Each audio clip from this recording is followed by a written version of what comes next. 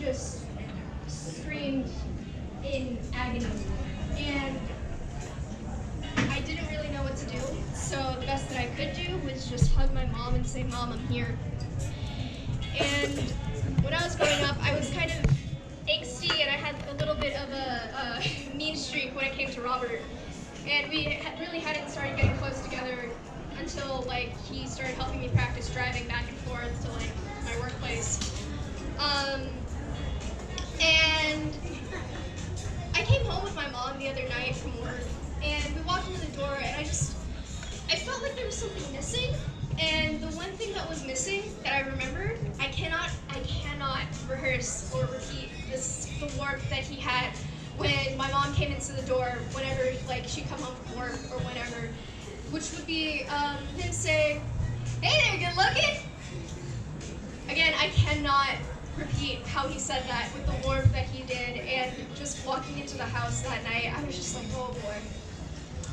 So he may have not been super close with me, but I know he was super close with my mom.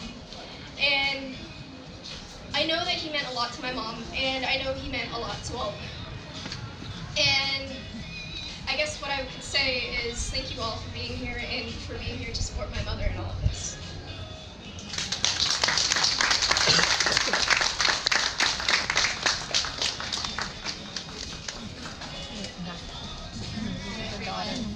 For those of you who haven't met me, my name's Emily. I spoke last night, so maybe some of you remember. Someone was shorter than me. Good job. Good job, Clarice. You're good. Yeah, walk around. It's okay. That's okay. Thank you. You got it, sis. That's good. Thank you. That's fine. Perfect. Thank you. We got it. All right. I just wanted to share 2 quick stories before my family and I actually have to go run to the airport and get home to Hawaii. Oh, too bad. I know. Crack me a river, right? So a couple, we're gonna keep this lighthearted and funny. One is that I vividly remember a day that we went shopping at the commissary with my dad, and he grabbed a chicken and looked at the price of chicken and saw the price per pound. This was in early November, so turkeys were out. And he looked over at the turkey, and it was like 19 cents a pound. And he looked at both of them and he said, "Well, I know what I'm choosing." And then he grabbed one, and then Ryan might remember this too. He went, "You know what? It's not a bad deal." And he grabbed a second one. And I think he even maybe grabbed a third one. And he made these turkeys. He cooked all 3, and it was just for him, my brother, and I. And we had turkey leftovers for months to come. And he was so proud of himself for the good deal he found. But he made turkey a la king, turkey pot pie, turkey soup, turkey pasta. We had so many turkey sandwiches. But that became just a funny thing each Thanksgiving, and many of you probably have been to some of his epic Thanksgiving celebrations where he started deep frying the turkeys, and he would invite neighbors to come over for several years and bring their own turkey. He would fry it for them, and then they would take it home. And my husband actually proposed to me at one of those turkey fries. So, very special. And then the other just quick thing that just keeps replaying in my head that brought us so many belly laughs was we had, I don't even know how it got started. We were talking about traffic and people speeding and stuff. And Dad said, "You know what I'm going to do, young lady?" He used to call me young lady or princess. As many of you have already said that you didn't even know what the actual name was. You just heard princess. He said, "You know what I'm going to do? I'm going to go park my car on this corner, put on a pair of aviators, and point a hairdryer out the window at the passing cars. Just see if anyone slows down." Thank you, everyone, for being here.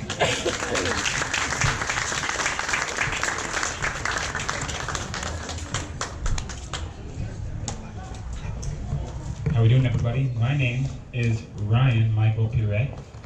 My father was Robert Eugene Pirette. First of all, thank you all for being here. My dad was a lot of different things to a lot of different people. He was a goofball for sure. He was a nuclear medicine technologist. He was a combat veteran. I think what he himself took the most pride in was being a